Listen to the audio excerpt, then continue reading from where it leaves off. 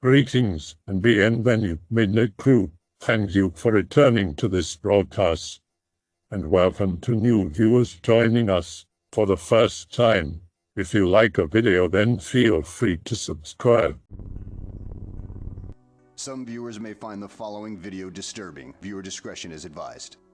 Liberty, New York, August 1, 1967. I first want to clearly establish the events that I will be recording in this report are my absolute clear and vivid recollections with no uncertainty whatsoever.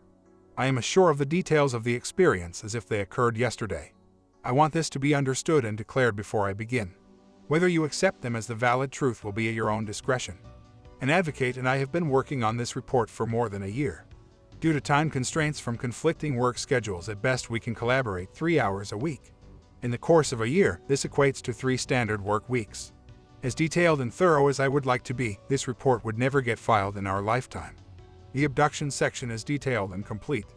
As for my theories, postulates, supposition, conjecture, and hypotheticals, I would have liked to include far more Bible scriptural support and collaborating research data which would authenticate the global New World Order initiative and also include decades of research, documentation, and witness accounts that clearly establish an off-world presence of multiple extraterrestrial races and the direct relationship between the 3, Bible, New World Order, and UFO. The beginning. I awoke on the evening of the event floating and stationary 6 feet from the ceiling above my bed. My first impulse was to reach up and touch the ceiling. One of my strongest ambitions as a child was jumping on the bed as if it were a trampoline. I always tried to touch the ceiling. I was so excited to be that close to the ceiling so I could attain my childhood ambition. I attempted to touch the ceiling for a period of 5 or 10 minutes and could not comprehend why my body would not respond to my intention. During this time I realized that I was completely immobilized. I could look with my eyes but not move my head. I was staring down the length of my body with the additional desire to kick with my legs once I realized I could not move. I could not understand why only my eyes could move and not my body. I found this puzzling, most unusual, and frustrating. This state of mind seemed to last for approximately 15 or 20 minutes. Upon looking down the length of my body, I noticed, which I found particularly bizarre, my blanket was not draped over my body but was still in the layout of 4 distinct corners, as if it were still on top of the mattress. I found fascinating. I was experiencing a feeling of euphoria and excitement thinking I was the one making this happen. My immediate association with floating came from the variety of cartoons I had been familiar with, such as the Roadrunner and the Coyote and Bugs Bunny, as well as the variety of cartoons airing every Saturday morning that any child from the 1960s would be familiar with. In the innocent mind of a child, the potential of control floating could easily be possible. During this 15 or 20-minute period, I would repeatedly try to touch the ceiling and move my legs, and not once did this occur. I remember the colors of the blanket being dark blue, light blue, and white, with a plaid pattern and red piping. I thought it odd that not once did the blanket ever move or drape from the original time I became conscious throughout the entire time frame. Then I and the blanket started to move in unison, both the blanket not moving and myself still in a state of immobilization. Immediately I positively sensed that this was being done and controlled by evil, threatening, menacing people, and that they were doing this from outside the house and were located respectively. I immediately started screaming, felt complete terror, and was overwhelmed, in a threatened state of mind. For clarity, I want to state that I went from euphoria to complete terror in the same second and was then very aware that I had not been making this happen. What I thought at the time to be people who were doing this to me were clearly in control and I was terrified. I began uncontrollably screaming and experienced the deepest sense of fear I had ever known. This event occurred in the summer of 1967. I was 6 years of age and was on vacation with whom I will refer to as Guardian A and Guardian B, not my parents. Guardian A and Guardian B had been sleeping in the adjoining bedroom. Guardian A was awakened by my screaming. I could hear Guardian A saying to Guardian B, "Something is wrong. Andrew is screaming. You have to go see what's happening." Guardian B said to Guardian A, "Everything is okay." Guardian A and Guardian B repeatedly said to each other, "Something is wrong. You have to go see what's happening. No, everything is okay." Guardian B by nature is an extremely strong-willed and determined individual with a strong sense of protection and provision. Guardian B is intensely confrontational by nature and would not be intimidated by a threatening situation and would directly challenge any potential threat. It was completely against Guardian B's nature to be complacent or passive. The fact that Guardian B kept repeating that everything was okay in a voice tone that was submissive with no sense of responding at all to my obvious traumatic screaming, I had not understood. I was most literally waiting for Guardian B to come to my rescue. I was counting on this desperately. Guardian B kept repeating, "Everything is okay. I could not believe Guardian B was not responding to my traumatized screaming. I then thought that Guardian A, who had awakened first and then woke Guardian B, would come into my room to see what was going on. This would be a natural reaction of any guardian responding to a child screaming, which they were responsible for. I could not understand this at the time. It is clear to me now that in some way their minds, thoughts, and emotions were somehow being controlled and manipulated so as not to interfere with what had clearly been an abduction attempt. At this point, I felt the intensity of what must have been the gravitational containment field that I and the blanket were in increased dramatically in power. I remember starting to drop towards the mattress and, while drifting down, losing consciousness. My next recollection was that I was lying face down on the mattress with a sensation of being beyond completely exhausted. As I awoke in this state of mind, I sensed that someone was in the house and about to walk into my room. The door was open. I was staring into the doorway with the undeniable expectation and assurance that someone was going to walk into the room. In retrospect, when I had awoken this second time, I had no sense of fear or recollection of the trauma that I had just endured. As I was staring into the doorway, I saw 4 long, slender, mint green fingers wrap around the door frame and come to rest on the surface of the wall of the bedroom. I had thought it strange that the fingers were approximately a foot long, obviously longer than any human hand. I visually measured this by the fact that only the fingers appeared around the frame of the door, never the palm. They would have to be a foot long to wrap around the width of the door frame and come to rest, extending an additional 4 to 6 inches onto the surface of the bedroom wall. Then the head of the creature peeked around the door frame. I noticed by association it was approximately the same height as the doorknob. The creature peered in very slowly as if it did not want to startle or frighten me. I got the sense it was being particularly tentative in its own movement, both in the slowness of how the creature wrapped its fingers around the door frame and how it slowly looked into the bedroom. It stopped with its entire head exposed, a slender short neck, and right shoulder. The color of the being was a pastel, light mint green. I looked at the creature and felt a sense of happiness and friendliness. I tried to wave hello but was so tired that my arm felt too heavy to move. All I could do was barely raise my hand and 2 or 3 fingers to express what I would have liked to have been a wave of hello or greeting. I smiled, laughed, and felt very drawn to him. The physical effort to raise just my fingers was so draining that I actually fell back to sleep immediately. I awoke for the 3rd time this evening, still in my bed, noticing immediately a brilliant white light of indescribable intensity. It was shining through the front door and window, lighting up the living room and my bedroom, which was adjoined to the living room. When I awoke this time, I felt particularly energized, full of enthusiasm, and extremely curious as to what was the source of this intense brightness. I remember the experience of meeting the green creature, but not the trauma which was associated with my first awakening. I still had the sense that it was night, and this light was so overwhelming that it could not be a flashlight or some other type of spotlight, headlights from a car, or any other light source I have ever encountered. I got up and walked into the living room, staring at the wall which was at the front of the house. At that point I realized the entire front yard, from looking through the windows and the glass door, was bathed in a brilliant whiteness. As an illustration, it was the same as when you look into a thick white fog and cannot see anything. In this case, a brilliant white light substituted for the fog. As I entered the living room, I became acutely aware that multiple people were outside behind the white light. At this point, I had a sense, although not sure, that non-human beings were generating this light and that they were aware of me and that they knew I was aware of them. At this moment, I felt an intense curiosity to go out into the front yard. At the same time, I felt a strong sense of caution, not fear, but a reason to be cautious. I walked closer to the window and to the door, which was filled with this brilliant light. Even though it was clearly established in my mind that they knew I was inside and that I was also aware of them, I did not want to be seen at the window or at the glass part of the entry door. Staying behind the wall, I did not directly look out of the window or the door. The brilliance of this light was so overwhelming that the window and the door seemed as though they were just a picture of a blank white field. I stood in the living room for what seemed to be up to 2 hours, repeatedly saying to myself, "This is happening, this is real, this is not a dream. You are awake," and I put this in my mind and convinced myself repeatedly this is happening. At this moment I realized that when I would tell anyone about this, they would not believe me. In the 1960s, children's thoughts, observations, and feelings were most often not taken seriously and hurtfully dismissed. I was not going to allow that to happen to this. They would say you were dreaming or you were imagining this. I wanted absolute conviction to myself that this was all a factual occurrence. I was awake and aware of what was going on and wanted to solidify this in my mind so as to never doubt myself of the reality of what I was going through. I went over this over and over and over again repeatedly, till it was indelible in my mind and I was self-assured of the certainty of what was occurring. My sense of curiosity and caution were competing with each other. I remember feeling that if I do not go outside and see what this is, I would regret it literally for the rest of my life, and be disappointed and bitter with myself for not going outside. Guardian A and Guardian B's bedroom door was in direct line with the front door of the house. The kitchen was between the living room and their bedroom. The door to their bedroom was open and both were sleeping.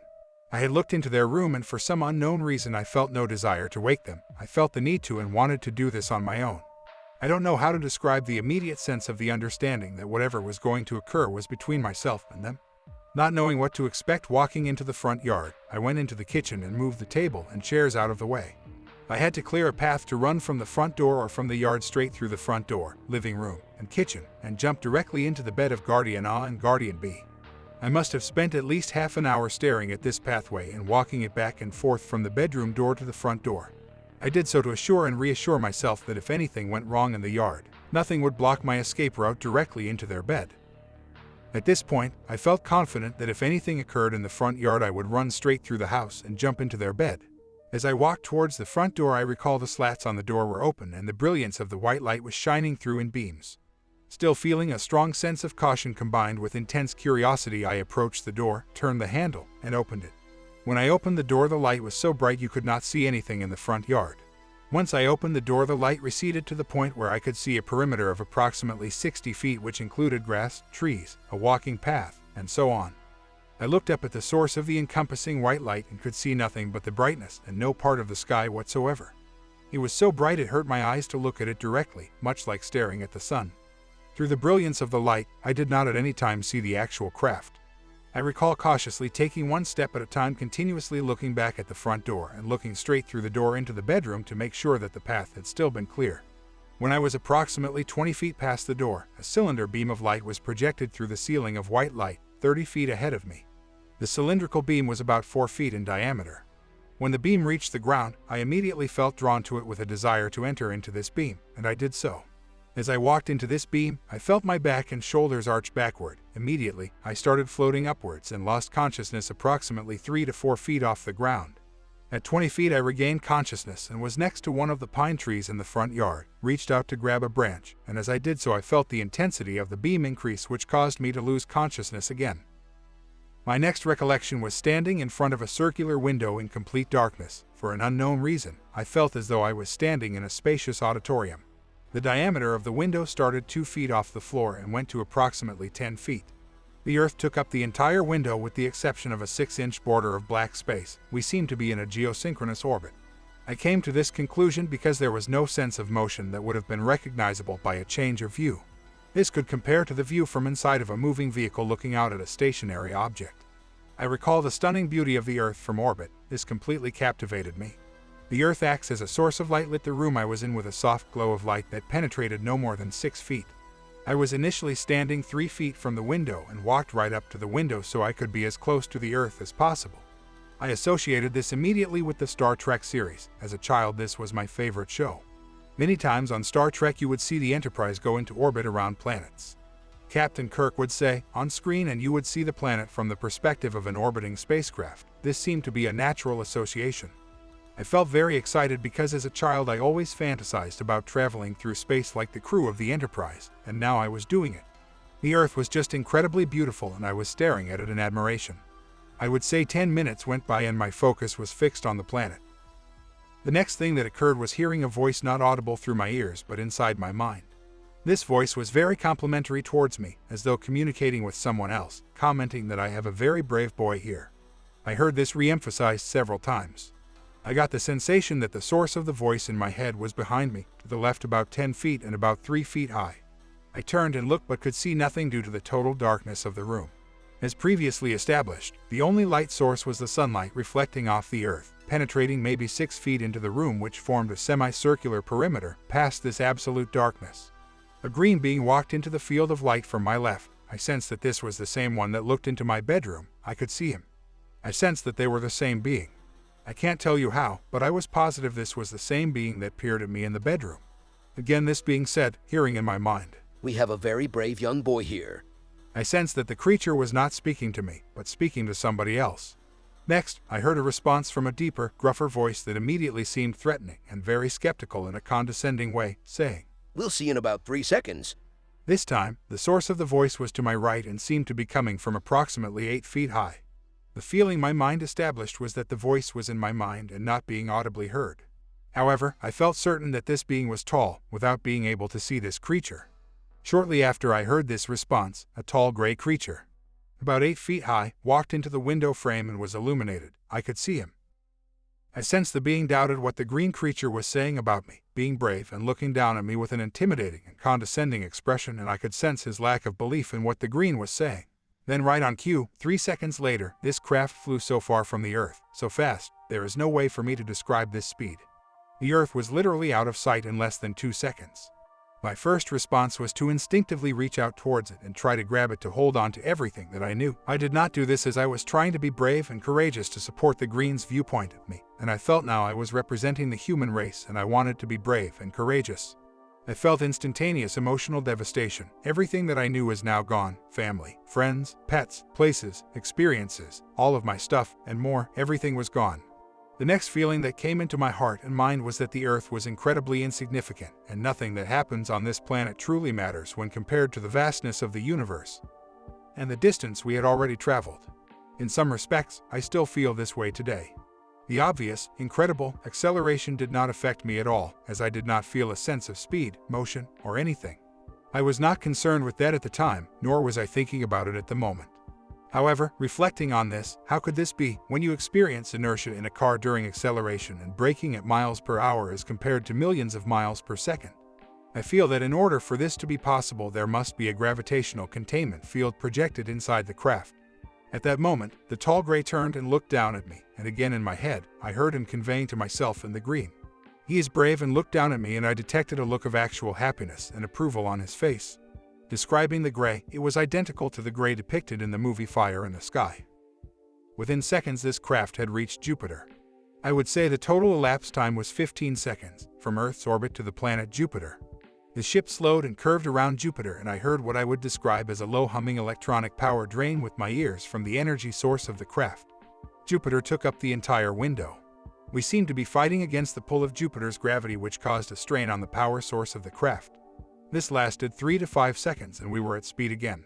Seconds later, the same experience occurred with the planet Saturn. This lasted 2 to 3 seconds, then back to speed. This occurred for the third and last time for 1 second at either Neptune or Uranus. Then we were in deep space outside of the solar system. The entire elapsed time from the stationary orbit of the Earth to out of the solar system was less than 30 seconds. Now we were in deep space, and I saw white lights streaking by the window and was trying to figure out what they could possibly be.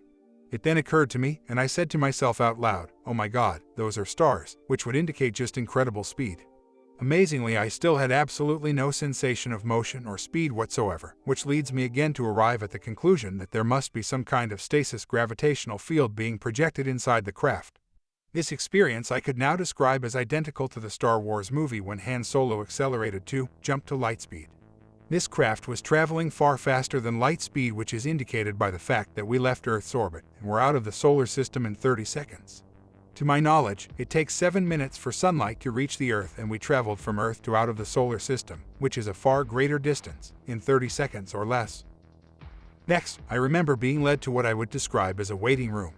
This room seemed to be an 80-foot circle. After being led there by the green and the gray, feeling their overwhelming sense of approval of me, I left there alone and the door to the room closed. I felt as though I was being observed. I remember there being a sneaker of a small foot, a doll, a baby rattle, and a variety of other clothing items and toys belonging to small children scattered about on the floor. This seemed strange to me that they would leave these items in this unkept way.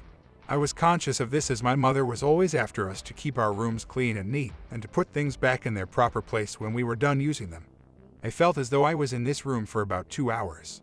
I walked around picking up and looking at the items that were around me. I remember that I kept looking at the walls and that they were made up of what I would describe as cinder blocks in nature by design, with the blocks being 3 feet high and 4 feet wide, rectangular in shape. They looked like semi-melted ice cubes with rounded corners. It seemed as though the blocks were behind about 4 inches of what I would describe as glass. The blocks were light gray, as well as the floor, the ceiling, and the walls. The room was circular by design, with bench-like seating attached to the wall which extended around the entire circumference. I was obsessed with trying to understand what the translucent film-like substance in front of these gray blocks was. I walked over to the wall and tried to touch it, and my hand made contact with a gelatin-like substance that was solid yet soft enough for it to come off, all over my hand with a slime-like consistency. I remember immediately being repulsed by this slime on my hand and wanted to wipe it off immediately onto a towel or piece of cloth. Looking around the room, I didn't see anything big enough, nor did I want to wipe it off on my clothes. I just shook my hand to try to get as much of it off as possible, and waited for the green and gray to come back to ask them if they had anything I could wipe it off with. When the door finally opened, I was grateful, for at this point I recall being somewhat bored from waiting and was glad that the door was finally open. I remember being led down the hallway by the green and again having no sense of fear or feeling threatened on any level. The hallway we were walking down was approximately 10 feet high and 10 feet wide, and was full of multiple hoses, piping, and wires suspended along the ceiling and down the side of the walls.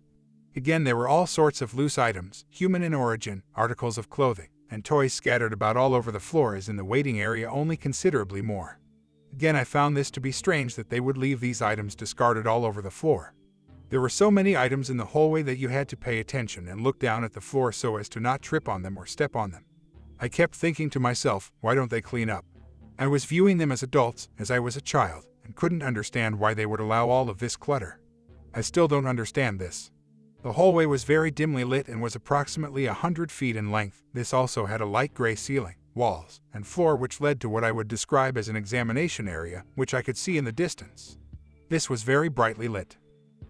Upon walking into the examination area, and I say area because there were no visible walls or ceiling, the area was lit up with spotlights, and outside of the perimeter of the lights, you could see only darkness. The original green accompanied me down the hallway into this area from the waiting room, where we were joined by the original tall gray and a number of examination technicians that were shorter than the tall gray but taller by about 18 inches than the small green. They were light gray in skin color with almond-shaped eyes. I am not sure, but I think, if I recall correctly, they were wearing white, gown-like cloaks over their bodies with high collars and hoods. I was led to a table and laid face up on the table. The green was to my left with a gray on each side of him, 2 at the bottom of the table, 2 to 3 to my right, and 2 above my head. The tall gray was about 15 feet to the bottom left of the table and was observing the whole procedure. About 8 to 10 feet above me was a light source that was illuminating me in the immediate examining area. There were a variety of implements and tools which kept coming up and down directly over me through this light source, which the number of technicians would grab, use, and release. The implements would retract back up through the light out of sight. The implements would ascend and descend through the light rapidly. They were using each tool for no more than 5 to 10 seconds, touching them on various parts of my body, face, and head. I could not describe to you what the purpose or functions of each of the instruments were. I had a strong sense that the small green was particularly proud of how I was contending with the examination process. I could hear the creature inside my head communicating with the tall gray. I had a clear understanding that the creature was very satisfied with the small green, who apparently was the creature that had selected me for whatever purpose they had for taking me. I felt proud of myself as well for having the approval of these two beings. All three of us seemed to have this psychic, congenial, shared appreciation and respect for each other collectively. I wanted to contribute on my part as much as I could to the examination process and felt that I was accomplishing this. My mother was a nurse and we were always going to doctors. I remember always having a good rapport with the pediatrician in particular.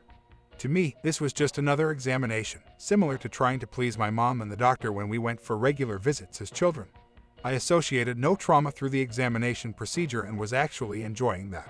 Everything was going from my perception better than expected, and I would like to emphasize that the green and the gray were somehow projecting in my mind a strong sense of approval towards me.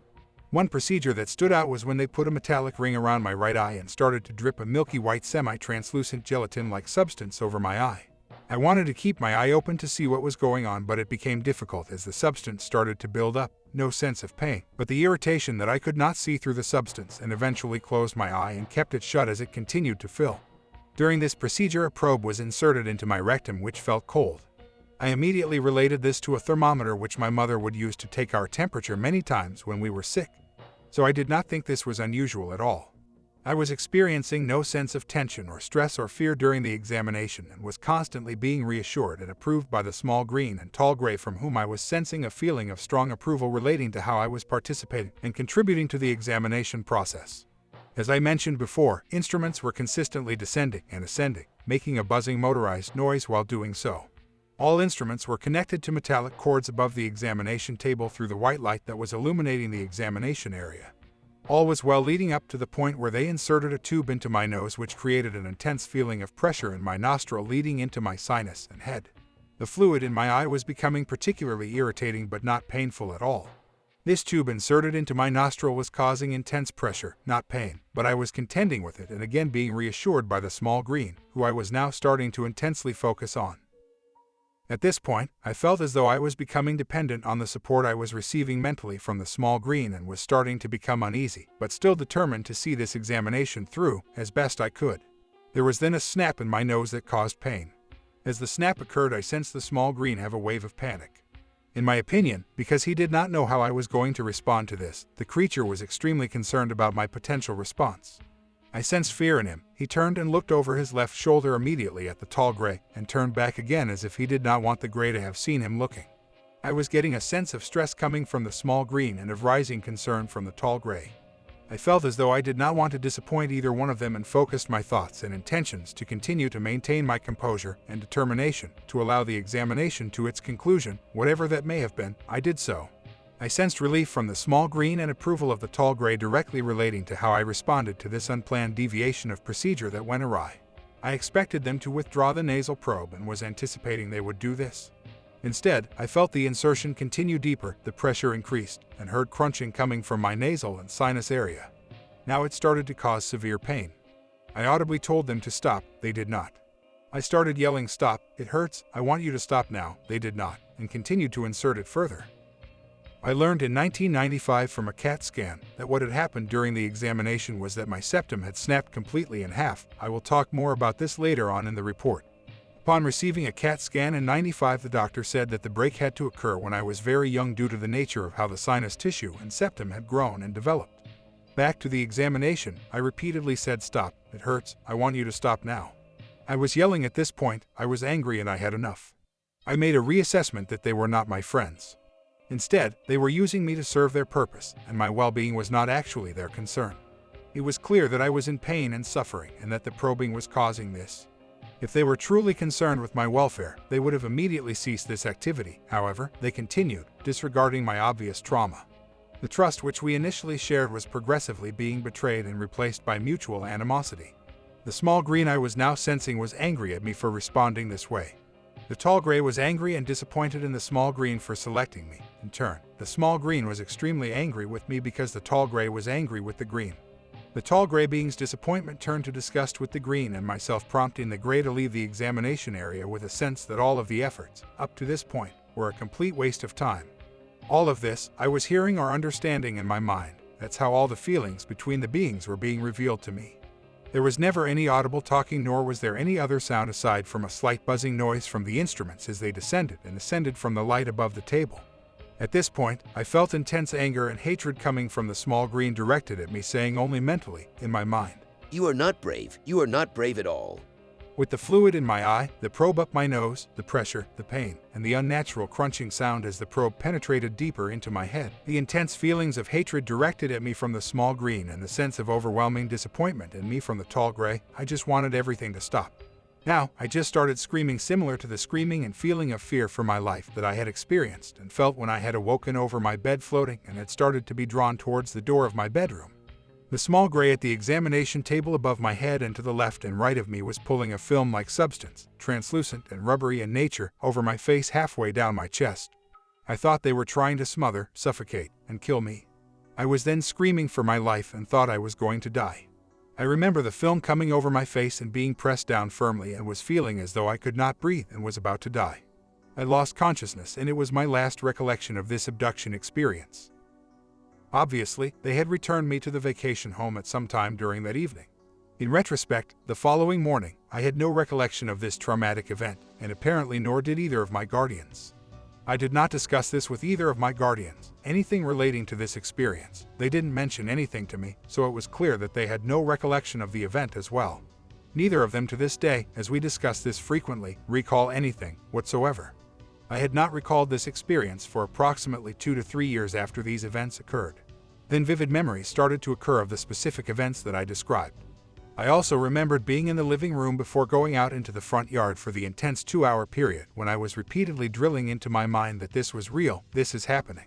I began informing my guardians at the time, my parents, brother, sister, relatives, and friends of what had happened. No one believed me, as I had assumed the night of the abduction, which is specifically why I assured myself that evening that it was happening, it was real, and that I continue to insist to this day that this was a genuine abduction experience. I have openly discussed this with anyone I have been close to, as well as total strangers while traveling, and have found the variety of responses to be most entertaining. I have spoken to high-ranking personnel from the military as well as people with as much as 40 years in commercial aviation, and they have admitted to me that there is an alien presence on this earth and that they believe that the general public should not be informed. During the 1970s, I would watch any documentary related to UFOs and read any article that would appear in magazines or newspapers. I became a member of the Center for UFO Studies during the mid-70s. When the book Communion was released, I intensely followed the related events involving the controversy that surrounded the authenticity of the non-fiction novel by Whitley Strieber. I recall the New York Times listing the book in their non-fiction section. I remember this causing intense debate on whether or not this was legal, eventually leading to a congressional hearing and a ruling by some governing body that took the side of the New York Times and allowed the book to be listed in their non-fiction section. This was profound in its day, and to my knowledge, was the first step toward credibility that abductions were genuine. I remember speaking about my abduction continuously to anyone interested during this period of high-profile media attention. Contrary to popular perception and belief that any sightings or abductions were always related to mentally imbalanced or inebriated individuals, there have been, from the Roswell incident in 1947, a high volume of extremely credible people. These particular individuals from a variety of fields were established and highly respected, ranging from military service, law enforcement, aviation, and scientific communities. Many of them have stepped forward and validated the fact that there is a UFO phenomenon interacting with human societies and government authorities collectively on this planet. I have been following the UFO abduction phenomena since the 1970s to this day. In my lifetime, I have witnessed the transition of this field of UFO phenomenon being mocked and disrespected, not taken seriously at any level, to its current state of intense scrutiny by debunkers and supporters of the most accomplished individuals in military service, aerospace, scientific communities, law enforcement, politics, noted and respected individuals in every walk of life. My opinion is that there has been an interaction with non-human beings that can date as far back as thousands of years ago. I would now like to record family history that I think relates directly to me being taken. In high school, I took a course on the World Wars. One of the course activities was interviewing someone who had been living in Germany at that time. My grandmother was born in 1901 in Germany. I asked her if she wouldn't mind doing an interview relating to her experiences. I did not know what the sensitivity of this issue would be to her. She immediately responded by saying, "Sure." I recorded the interview and submitted the cassette tape to my teacher. I don't remember if the tape was returned or not, or if so, I lost it. I still wish I had this. During the interview, my grandmother told me that she did not like what she was seeing during the early 1930s. Although married at the time to a well-established man from a family of the German aristocracy, she decided to leave on her own and move to America. She then took a job working in a diner as a waitress to support herself. During the interview, she stated that her husband followed her and stayed for 2 years, going to the beach every day and not working.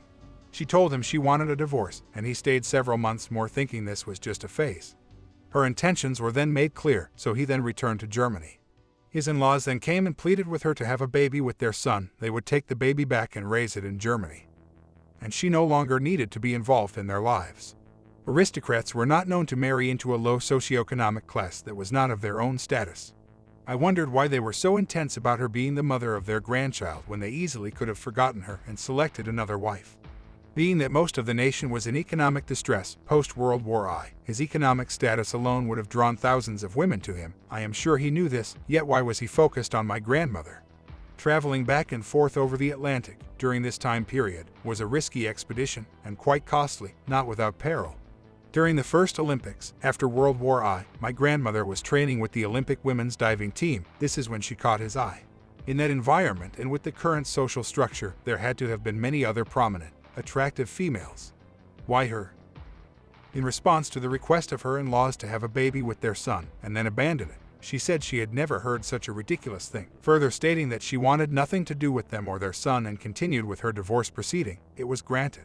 She met my grandfather and remarried. To my knowledge, the German government recovered the first alien craft in 1936. To my understanding, there was also a surviving ET from this crash. From several documentaries that I have reviewed, it is clear the Germans were interacting with off-world life forms, and they were sharing their technology with German scientists. They were both collaborating directly with a hybrid program and reverse engineering simultaneously. I have heard testimony on these documentaries that Hitler declared he had flown on both UFO and unidentified submerged object craft and had left Earth's atmosphere. If you accept these as facts, it is most reasonable to adopt the reasoning that the ET were receiving enthusiastic cooperation from the Nazi regime directly relating to their interactive ET-human hybrid life form agenda. I believe my grandmother's husband and in-laws may have had knowledge of this. This is pure speculation, and for some reason, she was a candidate for this program. I have also been made aware that Dwight Eisenhower was approached by 2 ET races, and a proposal was made by them that if he granted non-interference of human abduction and the collateral suppression of evidence and testimony of these abductions, they would share their developed technologies with the leaders of this country. To my understanding, he agreed. All the information I have come across relating to abduction experiences lead to a single initiative, the creation of a hybrid life form between a human and a non-human. I believe this to be an undeniable, tangible fact. There seems to be no established pattern for a clear outline relating to how candidates from our species are selected that I know of. I believe my grandmother was approached by her husband and in-laws for the hybrid program. I don't think they revealed this to her. They were part of the ruling German aristocracy that survived World War I when the Treaty of Versailles was signed. Information was revealed to me from family members after my grandfather and grandmother had passed away, which I believe is relevant to my personal theory of bloodline, consecutive generation abduction. I was told that my grandfather stated that my mother was not his daughter. I was further informed that prior to the pregnancy of my mother, he had taken my grandmother to a hospital in Manhattan and forced her to get an abortion in the 1950s, again stating that he was not the father of that child. The events involved with the abortion procedures in this era and the related consequences of this traumatic experience for my grandfather and grandmother were too horrendous to be repeated when my grandmother conceived my mother. Even though my grandfather insisted that my mother was not his child, his emotions led him to allow the pregnancy to continue because of prior, horrific experiences. I had an extremely close relationship with my grandfather, and I believe I was also the son that he never had. He was extremely organized and the most meticulous, methodic man I have known. I have to say that if he felt and acted as strongly as he did, I agreed with him. It is clear to anyone that if you have not slept with your wife and she becomes pregnant, that child is not yours. I cannot prove what I am going to say, and it is speculation, but I believe that my grandmother had been taken and had been impregnated as a candidate in the ET hybrid objective. I believe my mother may be a hybrid embryo, and that I, in turn, may be a third-generation hybrid. There was a fourth-generation abduction attempt, which was prevented. This was discussed, and it was decided there was to be no mention of this experience. Again, I would like to state that this is speculation. However, there is a strong potential that there could be sequential abductions from generation to generation. If there is any knowledge regarding bloodline lineage abduction experiences, I would like to hear from you. There were 2 issues I was discussing with a mutual UFO network representative who at one time was a consultant for TV programs and movies. I believe that both of these relate to my mother and I being taken. These 2 highlights were from the television series X-Files. I directly asked him, are TV programs and movies that claim to be based upon truth and facts relating to the UFO abduction phenomenon from actual events accurate? His response was this: Is there truth in UFO, alien-based TV programming and movies? Yes. How much truth? That is unknown. When I was consulting, I found the people who inquired may take fragments of truth to make the claim that it is based on actual events, and then Hollywood it up to sensationalize the actual event to sell the broadcast or movie and increase profits. That is why I stopped consulting, because they weren't genuinely interested in the truth. The truth was exploited to make money. Regarding myself, in 1st grade, on parent-teacher night, my teacher, a nun, Sister Mary, I still remember you. Then you changed your name to Sister P, stated to my mother, with emphasis, he has an exceptionally high IQ. I remember her tone of voice and facial expression to this day. In one of the episodes of the X-Files, Scully and Mulder came across files stored in an abandoned mine, vaulted. The files were all of the IQ tests that have been administered to all of the school children in the country. The second episode relating to my mother was when Scully approached a group of women that were mutual UFO network members who had all claimed to be abducted and impregnated, who were all dying one after another from brain cancer. My mother had cancer 5 separate times in her life. First, uterine cancer, then a double mastectomy, cancer in the sciatic nerve, cancer in the lymph nodes, and finally brain cancer, which ended her life. Again, speculating, I believe there to be a high probability supported by this particular episode from the X-Files that my mother was taken and impregnated with me. If anyone has information regarding this theory, please forward it to me. I would now like to relate to what I will refer to as points of awareness. 1. 1995 initial revelation of spinal cord artifact, chiropractic, neurologist. While receiving chiropractic care in 1995 during a particular session, I received a cervical adjustment. I immediately became paralyzed from the neck down. My back arched, my arms extended outward, and my body had the shape of a cross. The chiropractor repeatedly asked me what was going on and what I felt. I told him I could not move and it felt like electricity was static in my body. There was no sensation of pain, and I would describe it as the same feeling as when you receive an electronic impulse from a TENS unit, which was very popular at this time in the chiropractic field. This condition persisted for approximately 15 minutes and gradually dissipated. The doctor was understandably highly concerned, and we discussed the nature of what caused this reaction and the sensation it had produced. At my next weekly visit, I came with my girlfriend at the time, as she was concerned when I described what had happened on the previous visit. The doctor adjusted me and the same reaction occurred. I have seen over 30 chiropractors, and this man in particular has an exceptional concern for the welfare of his patients. He was very upset. On this occasion, my ability to speak was affected and I could not initially answer any questions he was asking. After 20 minutes I regained all movement and could speak clearly. He said in no uncertain terms, "I cannot continue until I see what's going on inside you." He started a series of tests. One I recall most clearly was an instrument that on one end had a small metal wheel, and he was rolling it repeatedly up my arm from my inner wrist to my shoulder. This wheel felt as if it were a razor blade and caused so much pain I eventually told him he had to stop. I repeatedly looked at my arm waiting for them to bleed as I was so sure that he had sliced them during this procedure. He would not discuss with me why this test was causing so much pain as I had repeatedly inquired as to why. I was insistent upon what he thought it might be or what the possibilities were that this test was designed to detect, but he repeatedly said he did not want to discuss it. He insisted on having me get an MRI and did not want to discuss anything until he read the report. I received an MRI from an open imaging system, and he informed me that it revealed in my spinal cord what the radiologist was referring to as an artifact. He then insisted I receive an MRI from a closed system as this would produce a sharper image. I did so. When he received the report, we scheduled a visit for a consultation. When I met with him in his office, he was elated and repeatedly informed me that I was okay. Upon showing me the report, he specifically covered a portion of the printing with his thumb and brought my attention to the segment of the report that stated brain normal. I asked the doctor for the report as it was odd that he deliberately covered a portion of it with his thumb. I don't think he was trying to be deceptive, but he clearly was trying. I'm sure for my own benefit, to prevent me from seeing what he was covering. I was intensely curious and I wanted to know what it said. He said that he wants to hold onto it and discuss it with other doctors. I again asked him for it and he again stated that he wanted to hold onto it with a firm emphasis in his voice.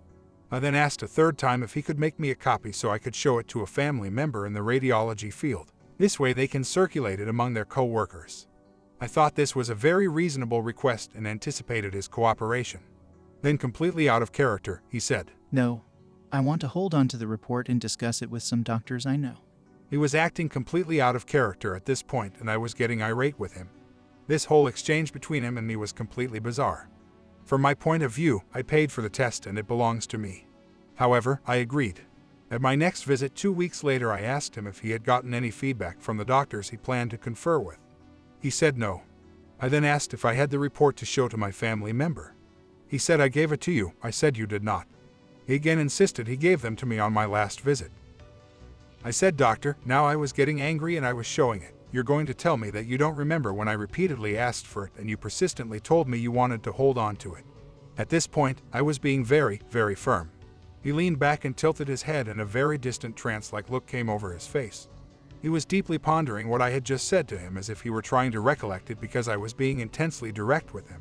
I got the impression that he did not recall this conversation at all and was completely blank when he was trying to remember it. He said, "I must have it in your file," and went to get it. He returned with a look on his face with a merge of disbelief, uncertainty, concern, and slight fear.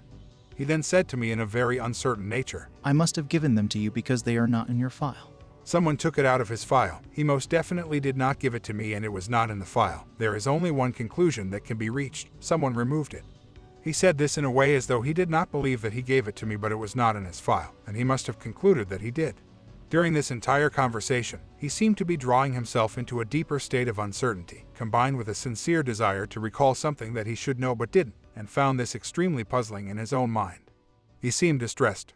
It was clear to me that he did not have it, and at this point, I did not see any benefit in debating the issue any further.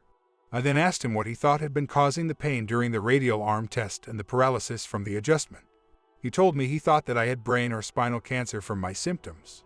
He then insisted that I see a highly respected neurologist, whom all of the people in the medical field go to see when there is any nerve-related disease or condition for themselves or their family members. I discussed this with friends in the medical field, and they unanimously agreed I am quoting this man as the best. I made an appointment, and at the initial consultation, I brought the MRIs and showed them to him.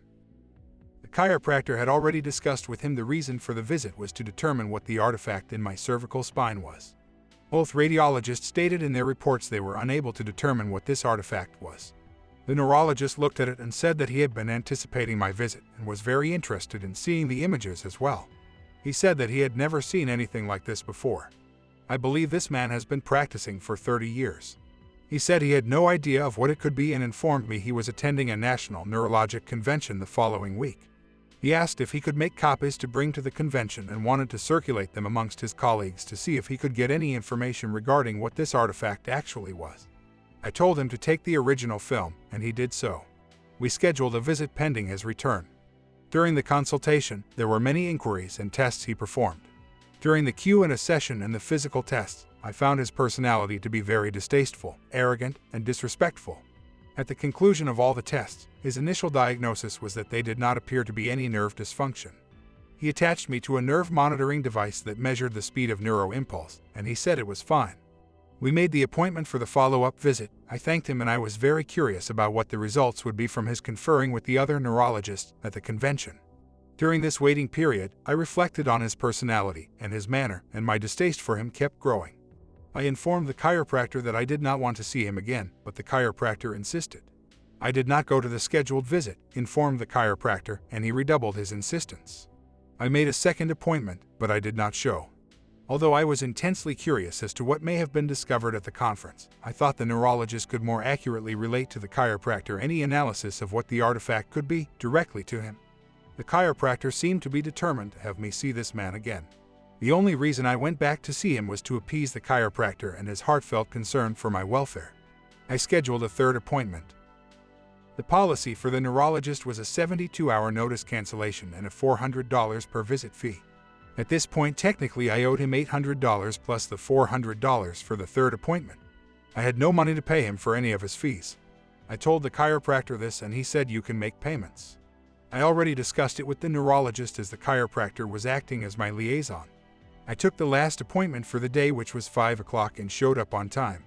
Approximately an hour went by and there was nobody else in the waiting room. The receptionist commented that she did not know what was taking so long because he had no patient in his office at the time. I told her it was okay and apologized at this time for not making the 2 previous appointments. The doctor then opened the door and started walking towards the receptionist and started to speak to her.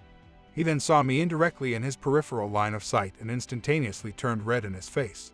He jumped from where he was standing backward into his office and slammed the door shut behind him.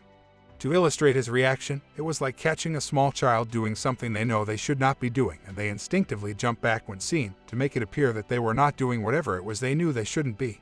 The receptionist looked at me, shrugged her shoulders, and put her hands up in a gesture. What was that? She looked at me, shaking her head. I looked back at her with the same gesture.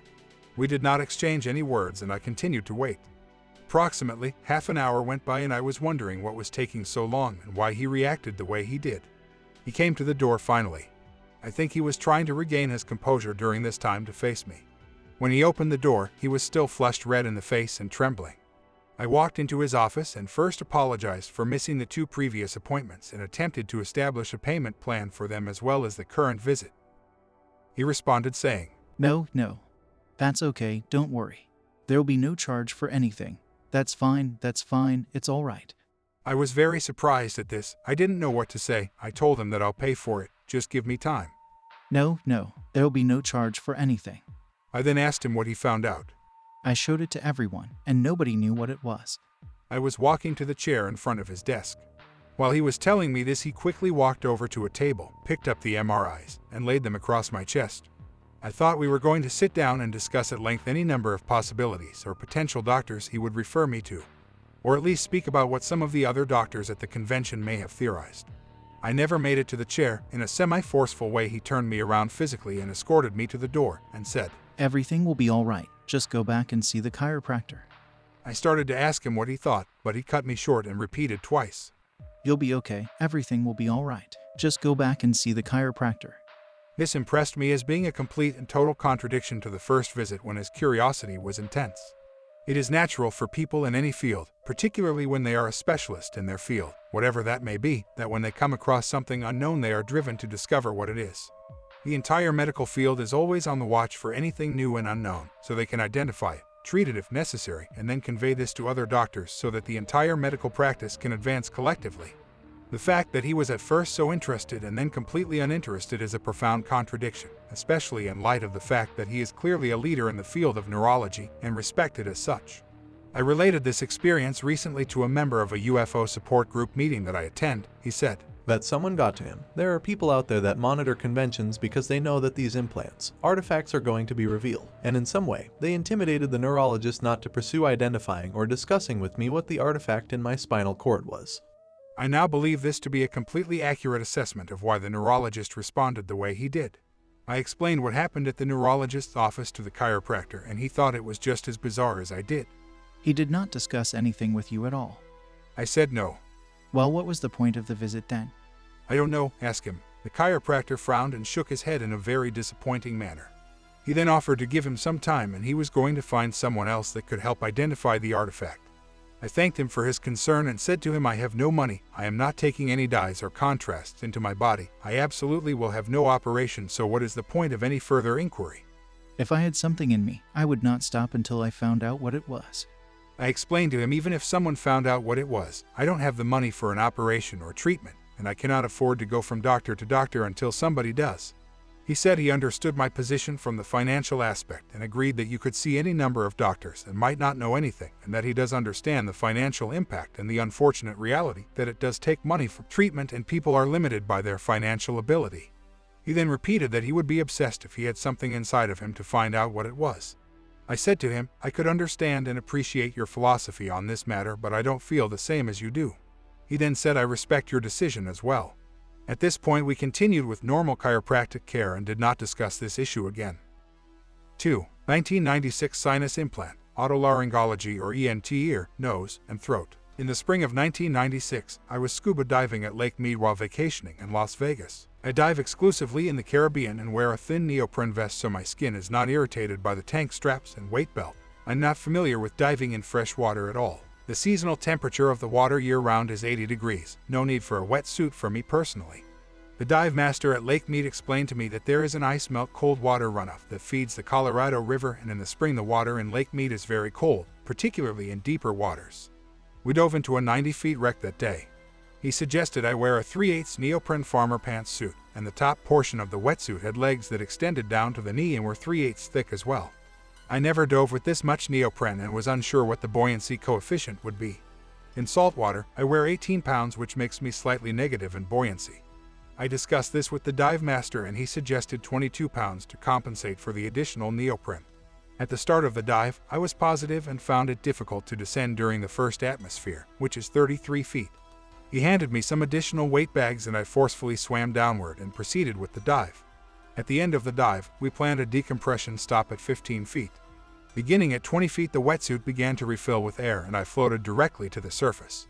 The dive master came up and grabbed me by the ankles and was trying to pull me back down to 15 feet to complete the decompression interval.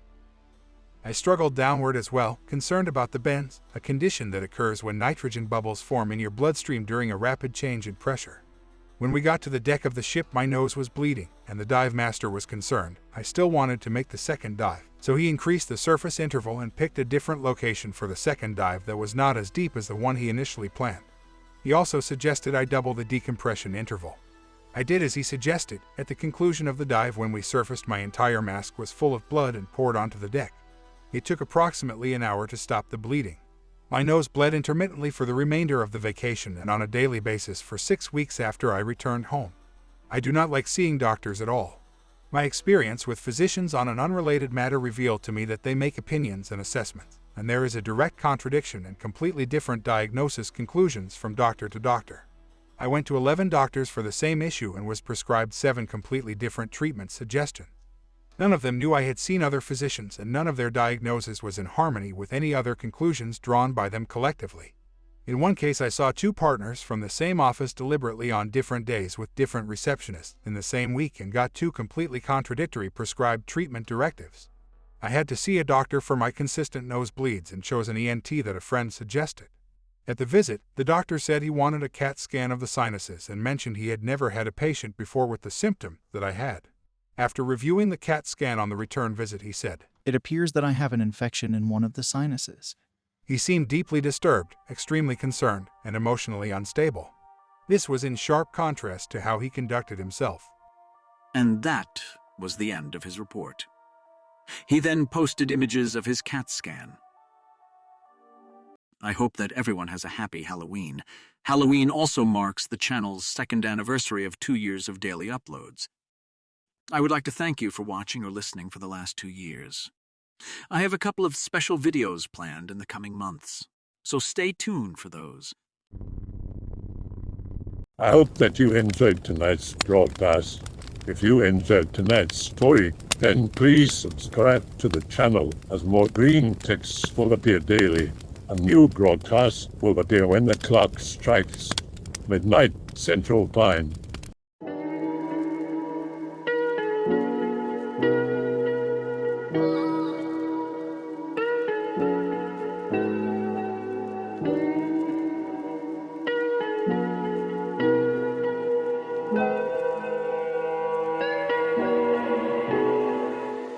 Remember to check out the Odyssey page in the description for a second archive of the channel's videos.